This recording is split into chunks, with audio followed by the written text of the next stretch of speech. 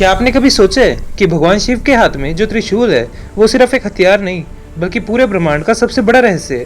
क्यों इस त्रिशूल में छुपी है तीन ऐसी शक्तियाँ जो जीवन, मृत्यु और समय तक को नियंत्रित करती हैं। और अगर आप इस रहस्य को समझ गए तो आपकी जिंदगी हमेशा के लिए बदल सकती है। तो आज हम जानेंगे कि भगवान शिव के त्रिशूल का असली मतलब क्या है। भगवान शिव, जिन्हें हम संहार के देवता कहते हैं, लेकिन सच तो ये है कि वो संहार नहीं करते, वो संतुलन बनाए रखते हैं। उनके हर एक चिन्ह का मतलब होता है और त्रिशूल उनमें से सबसे शक्तिशाली प्रतीक है। तो त्रिशूल के तीन नुकीले भाग सिर्फ तीन धातु के टुकड़े नहीं है, ये दर्शाता है तीन ब्रह्मांडीय शक्तियाँ। नंबर 1 पे है सृजन, जो कि ब्रह्मा जी है। नंबर 2 पे है पालन, जो कि विष्णु जी है। और नंबर 3 पे है संहार, जो कि भगवान शिव यानी स्वयं महादेव है।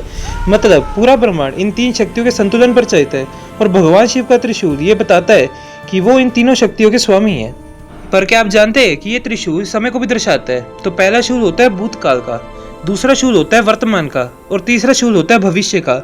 इसका मतलब भगवान शिव समय के भी स्वामी है और जब वो त्रिशूल उठाते हैं तो उसका अर्थ होता है कि वो समय के बंधनों को तोड़ सकते हैं। अब सबसे गहरा रहस्य, त्रिशूल हमारे मन की तीन अवस्था को भी दर्शाता है।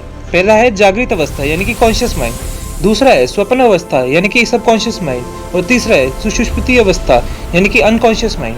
तो भगवान शिव का त्रिशूल इन तीनों अवस्थाओं को नियंत्रित करता है और जब कोई साधक इन तीनों को जीत लेता है तो वो पहुंच जाता है चौथी अवस्था यानी कि तुरिया में, जहाँ पर ना समय है, ना डर है, ना दुख है, सिर्फ शांति ही शांति।